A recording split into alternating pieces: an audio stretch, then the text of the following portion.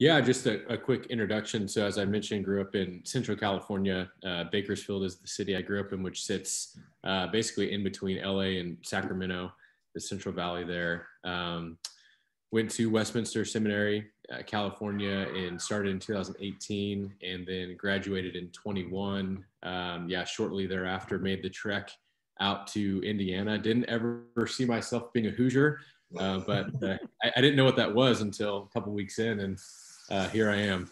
So we've settled in quite nicely. My wife, her name is Sharon, and we've got 3 daughters, 5, 3, and 1. Adeline is our oldest, Penelope and Florence.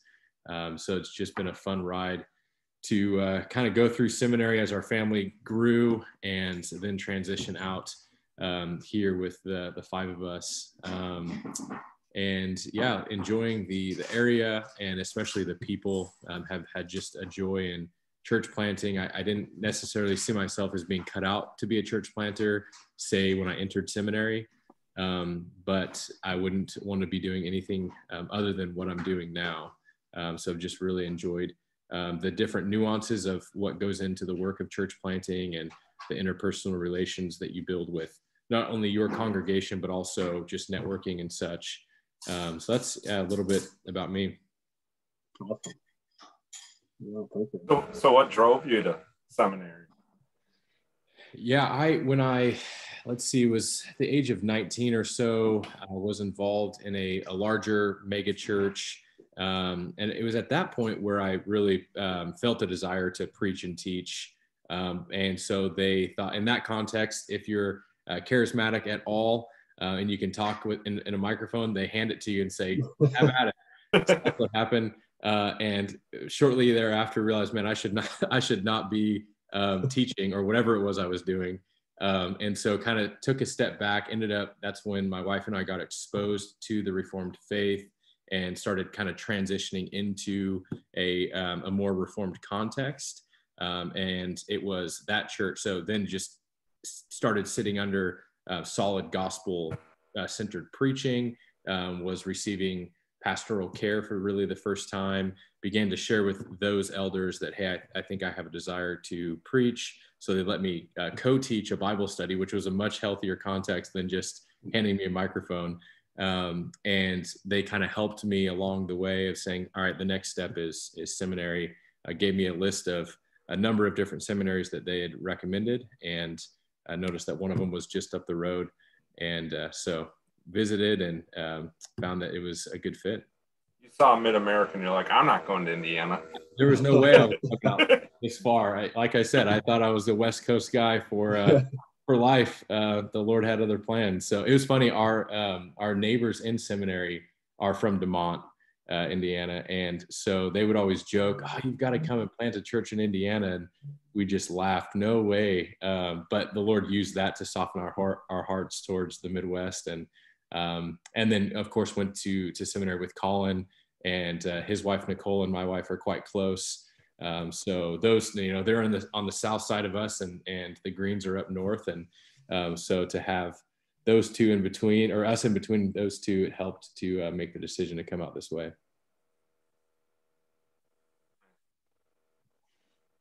You get your headphones there, Mike, mixed up? Yeah, I've got my, went from the 83 cents to, this one's just like a $20 pair. This is JBC. So yeah, and I can hear what you're saying.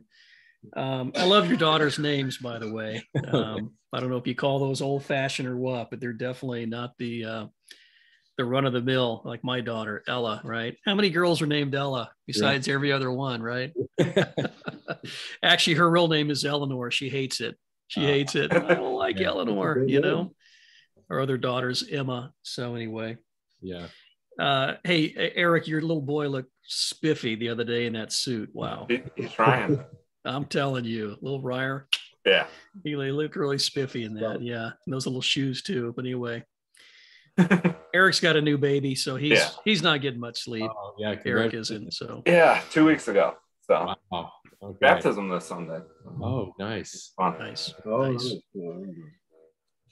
You guys are off and running. I'm really I admire the work you've done. I know it's, as they say, a yeoman's work to plant a church, Austin, and I see you've got like this is your report on your website. Saw some of this in the Trumpet. Right.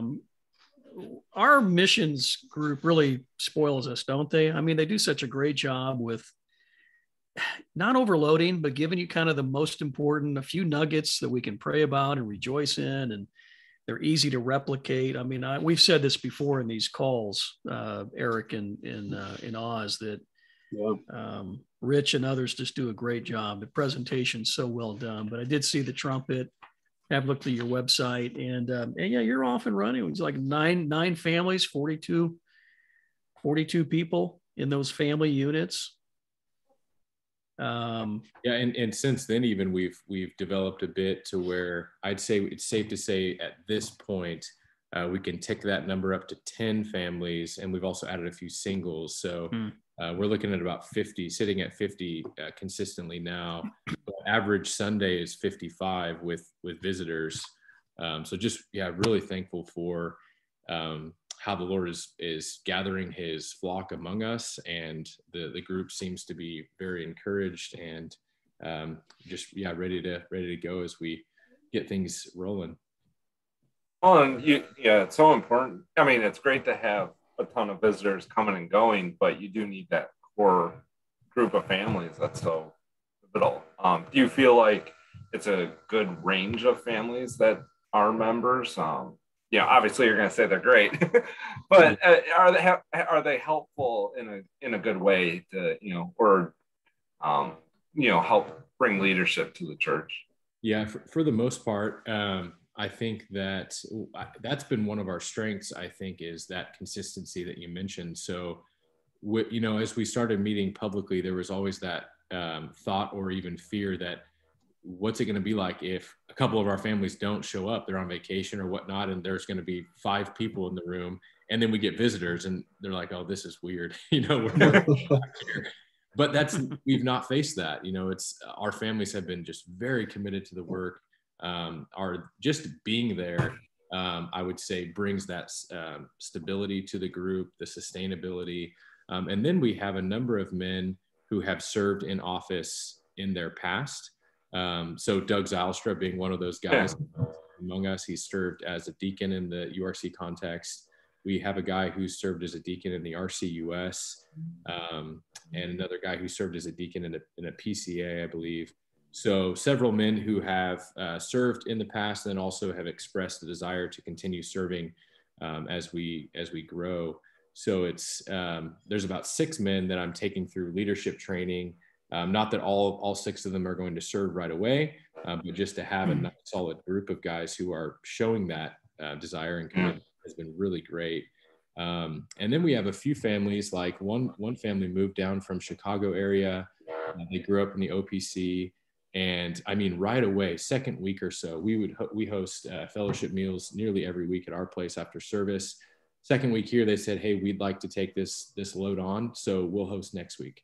Like, well, okay. And they host almost every other week now. So it's things like that. And, they just had their first baby, and they're still, they actually just bought a home a mile from where we bought our home. So now, we're going to continue that work and such. So those are examples of how the families are helping out. That's great.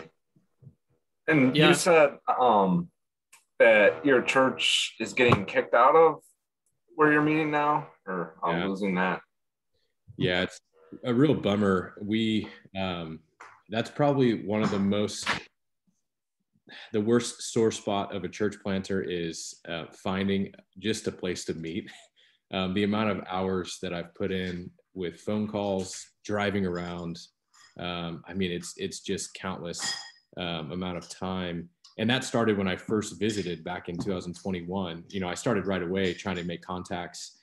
So we landed this 7-day Adventist church, which I was just so thrilled about. I remember when the pastor called me and said we were going to strike a deal. I was, jumping up and down in the living room. My girls thought I was nuts because it was just such a relief. And then 6 months went well, and we didn't hear any complaints. So we thought, we'll ask for 2 years. So we did. and 2 years, but then also, so that would have been a, re-upping the lease. And then also we needed some additional time so that we could add a second service. And so they came back saying, well, we'll give you another 6 months, but then we're going to have to ask you to find something else. So it sounds like there's a bit of a conflict where they may want to have events on Sundays. It's really hard to tell what the issue was, because they say we're great tenants. It just won't work any longer. And they're giving us a killer deal in terms of what we're paying. We're just not going to be able to find anything like that for that cost. So it's kind of sad to go. But just met with a venue in Noblesville today that seems to be potentially promising. So just trusting the Lord as we've got some months yet to find a new place. But that is, anytime you move a location, there's a risk of causing frustration, losing people, because our families, if you were to look at a map where our families come from, it's so far spread that wherever we move now is going to cause a hindrance in some way on one or more of the families. So that's something that we're just really cautious about, continuing to pray through. Yeah. Did you ask that Seventh-day Adventist pastor if he had any pastoral friends that are willing to? Yeah, actually, right? Yeah, it's like Seventh-day Adventist or a fledgling Peace USA church, right? It's ready to fold, or like a United Church of Christ. Those are right. All United. That denomination is failing as well. And yeah, I even asked, like, hey, so you're giving us this deal. We're prepared to have to spend 4 times that amount somewhere else. So why don't we just give you that and you let us stay? He said, I'll take it. I just asked him that a couple days ago. Oh, good for you. I'll take it to good for you and see.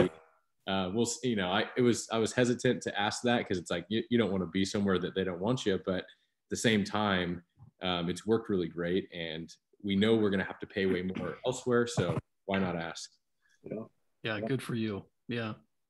Yeah, I think when you're starting out as a church plant, we've been a part of a couple of them. It's you really celebrate those small victories, don't you? I mean, you're forced to rejoice. I don't think that's the right word, forced, but I think you learn to rejoice over the people you have. Right? You're not a mega church. You don't have thousands. You don't have hundreds. It's dozens, and you probably know the children of your congregants and their names, and you're really learning to cherish your congregation, and they're no less of a church than community with our hundreds, right? I mean, we don't look down on a church plant at all for that reason. So hey, what's one thing that you have maybe that has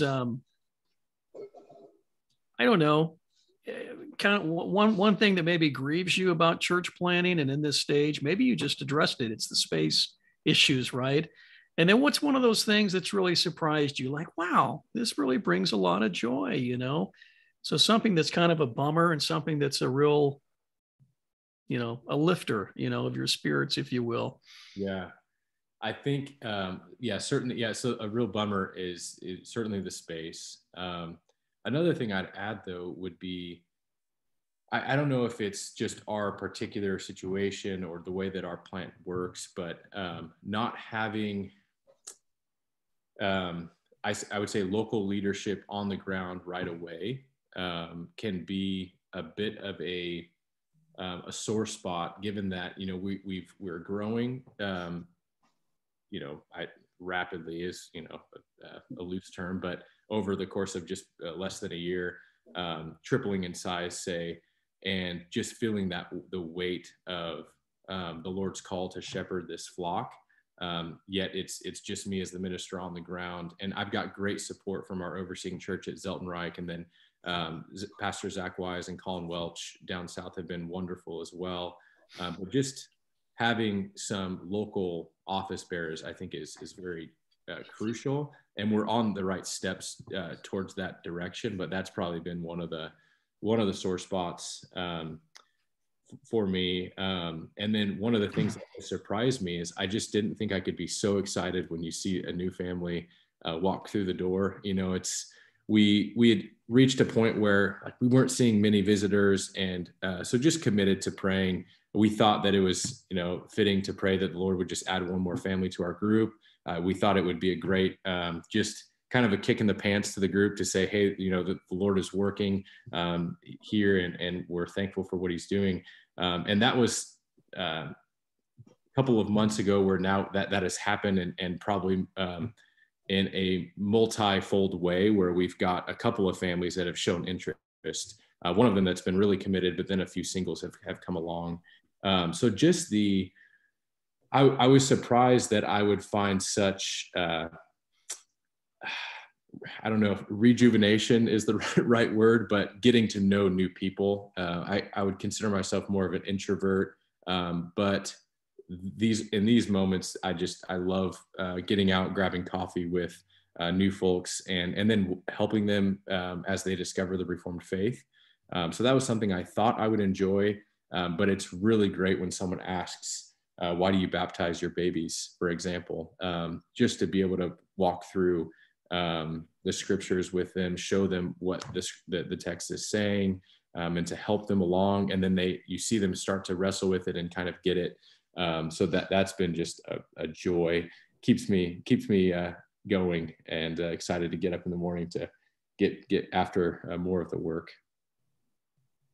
Would you characterize some of the visitors or just neighborhoods around you having some of that, you know, Reformed background, no Christianity background, or, you know, some misguided views of what Christianity means? Or yeah, what do you typically see? It's especially in, I can't speak for like say inner city Indianapolis, but where we're at on the north side suburbs, the mega church has the market. I mean, you drive around up here, and it's an affluent area. On, you know, nearly every corner you see this massive warehouse, and they probably pack in thousands on Sunday.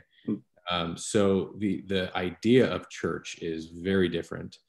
We've had people visit from these mega churches, and after I'll ask them where they come from, and they tell me, and I'll just chuckle and say it's kind of different, right? And they'll laugh and say, yeah, very different. And some of them you never see again, and then others, they're like, why is it different?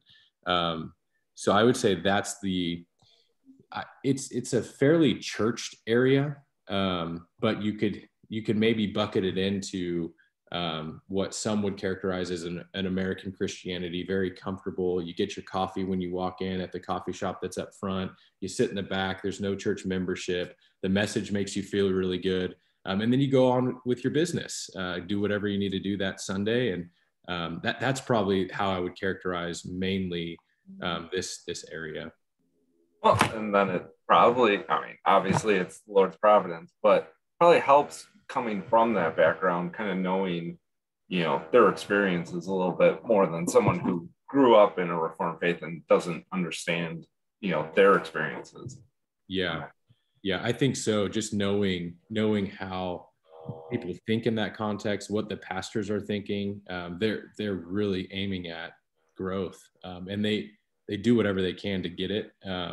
And I've spent time there, so I can kind of point at those things, and people would understand where I'd be coming from. And just to see the joy, I truly believe that the Reformed faith has just substance to offer. When you open the Word of God and you let God's Word do what it does, and the Spirit of God pierces the heart of men and women as they hear it, that's where the power is. It's not in the fog machine and the gold falling from the ceiling, you know, and people know that.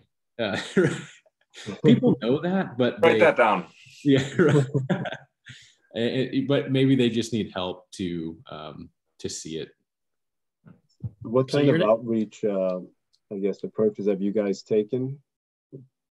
Yeah, maybe that I could back up and go on another sore spot. So one of our particular difficulties is that our families are coming from such a broad area. So again, if you look at a map, we currently live in a city called Zionsville. We meet in a city called Carmel. We just bought a home up in Noblesville. So in terms of outreach, the question is, where do we do outreach? Because we meet in Carmel, but no one lives there. And so that's been kind of our focus in this first year is let's find a place. And then I've asked several of our families, are you willing to move once we settle down? And we just see one of the families buy a home, a mile down the road from us, and another family has kind of entertained the idea. So I anticipate that once we get settled into a place that's long-term, as we buy homes, and then we start now outreaching to the city that we're actually living in and going to church in, I would say year 2 is going to be where more of our focus and outreach is going to be. We've thought through ideas like farmers market.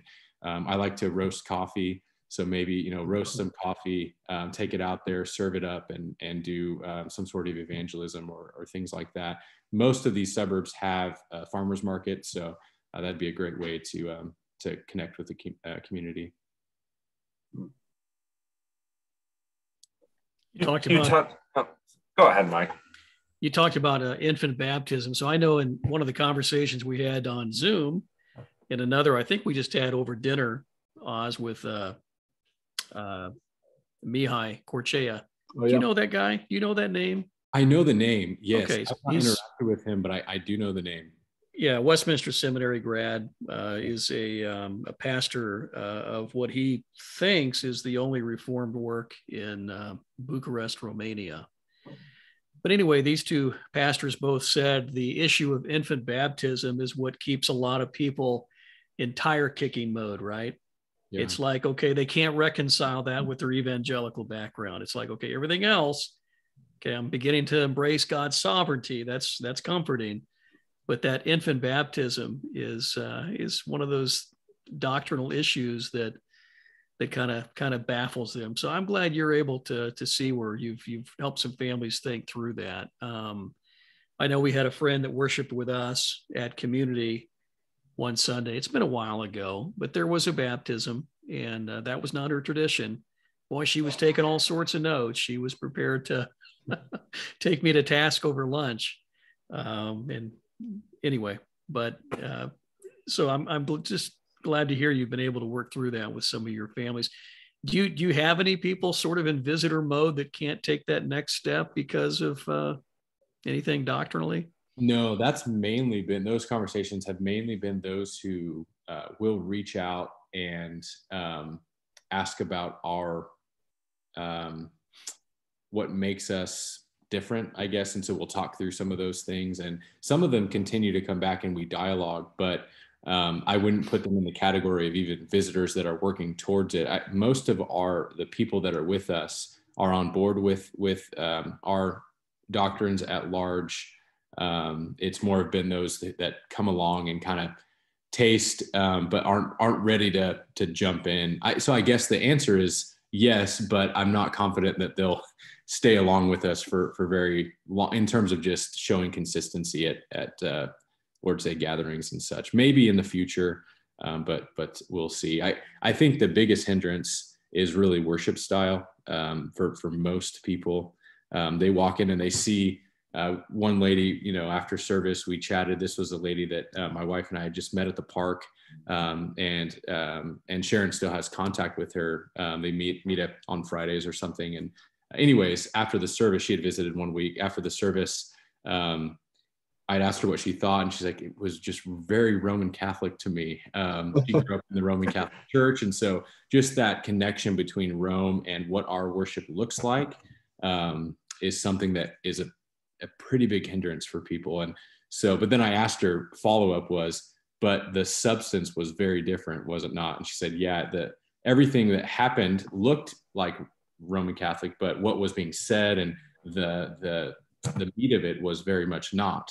So tried to help her see that the form isn't necessarily bad, but it's the substance that we would be against in relation to Rome. Yeah, good. Go ahead, Eric. I'm sorry. Time clock alert from Zoom, just to let you know. Got about 8 minutes left in the call here. Great. This will help get your time back to the family too, so you don't have to keep you on the phone all day. But what are some things that you envision community that we can help with as a church? We're less than 3 hours away. any particular needs or things that we can, help with? Yeah, I would say mainly would be, as you're doing art, just making the work known among your own congregation. And then anytime your folks are traveling through, or if they have the ability to even come down for a Sunday, really trying to, so most of our folks have an understanding of the Reformed faith, let's say, but not necessarily the URC. And so trying to help people see that this is bigger than just any Reformed, that who we belong to is a federation of churches who we find fellowship with. And so making them aware of all the, URCs that are up in your guys' area. I reference you all quite often, not necessarily community by name, but just that we've got several of our sister congregations just northwest of us. So anytime we can put faces to those explanations, I think it's really helpful. So if you guys, ever have anyone down this way, please stop in on a Sunday, or even if we can grab coffee or those type of things. Just continuing to pray for us would be great. I don't know if you guys have has there ever been a talk on your end about planting a church yourself? Have you guys done that? Or, because as we're very young still, but there's areas up north of us that we're like, man, we should think about planting a church there. Curious if anyone up your way has ever considered that. Yeah, what do you guys say? I'd say probably not as much as we should be. And part of this is seeing, the zeal and the passion that you guys have and that others, your supporting churches have, is an encouragement and a motivation to us. Yeah.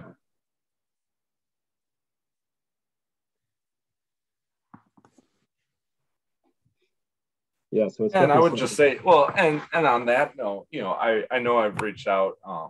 The Oz and Mike are both elders at community, and I'm one of the deacons at our church. And I know you've communicated before too. Classis East does take care of you guys a little bit, but honestly, community is always willing and able. Happy to, don't want to overcommit, but if you do have needs financially, especially I know, as you said, rental spaces are going to increase. Hopefully things, your church is blessed to a point where you're able to internally, fund or take care of yourselves, but don't be afraid to reach out. And, we'd be happy to see any ways we can help, and show our support in that way too. Yeah, I really appreciate that. At this point, like I'd mentioned, we seem to be okay, but we don't know what the future holds. So I really appreciate the willingness to. When you have $1 million new building that you're going to put up. Yeah. We could also send 10 families down, about 50 people. You want them? Yeah. I'm just kidding. Yeah, we got some spares. But we'll handle it. Send us the black people. We'll need a couple pitchers and a shortstop in return. So. Yeah, and if there's ever an opportunity for me to come up your way, I come to a pastor's fellowship as much as I can, anyways. That's hosted at Redeemer. But if there's a Sunday that I could come and do a presentation, say, for the congregation, that's something I would certainly be interested in. Maybe even bring some of the families with me, and just that we're up in DeMont, every now and then to visit friends. And so, I think it's a much closer distance than we often think. And we'd be happy to come up that way as well. Oh, that would be great. Yeah, we have some DeMont families. I'm sure we could just send them your way. Yeah, that'd be great. I know we got like 3.5 minutes left. Austin, when you're in seminary, I don't know if they teach you this, to have the savvy of in church planning. Have you feel like you've exhausted all of your use of technology? A lot of people that come to the greater Indy area, and again, my experience is it's a place of incredible sprawl, and Noblesville itself, is an incredible place. But a lot of those people that would come from Reformed backgrounds, or as they hear something on their Christian station, it's R.C. Sproul or it's Brian Chappell or somebody. Can they find you pretty easily? Can they find your church pretty easily? We're actually noticing that most of our visitors, as they come, we always ask, how do you find us? And our online presence seems to be just booming in some ways. So we tapped into the Google Business Suite, and you can use that as basically like a social media platform, but then also make sure that you're ranked up when someone types in church in my area or something like that. We run ads through there. Nice. So yeah, a number of our folks who just kind of started coming around. We just had a family from the Protestant Reformed Church visit. Their daughter just moved and they're looking for a church for her, found us online. So it seems like we've got our tentacles in the web crawlers, and people are able to find us, which we're thankful for. Yeah. Yeah. If you can find somebody in your congregation or a friend who understands SEO and algorithms and all that good stuff, to help you be at the top. I was going to take a dig at us, and their website's better than ours.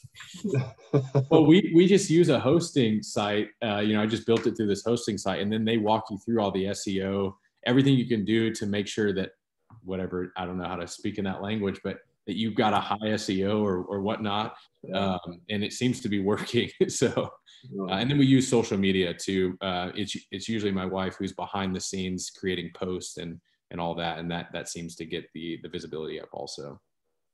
Well, we can learn from that too. Real quick, is your wife doing well through all this? Sharon doing well?